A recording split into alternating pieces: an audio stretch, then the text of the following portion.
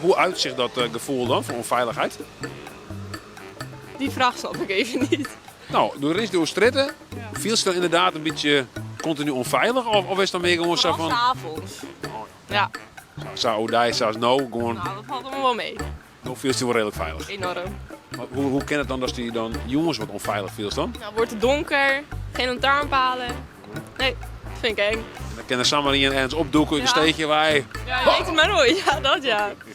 Ik zou als vrouw is het ook wat oorstuur, hè? Of net? Klopt. Is het echt een heel gevoel? Dat is echt niks van... Wel. Het zijn meestal mannen en zo die dat dan bij meisjes doen. Vaak net de vrouwen die de mannen belagen. Volgens mij niet, nee. Dat is wel weer steeds. Dat is de omgekeerde wereld weer. Dat kan heel god, gewoon de vrouwen achter me jongen. Jasses. Zou u niet erg vinden, denk ik. Dat dingst dan, hè? Dat dingst toen maar misschien vind ik het wel heel vervelend. Oh. Ja, toch? Wacht, ja, dat kan ook. Geweldig.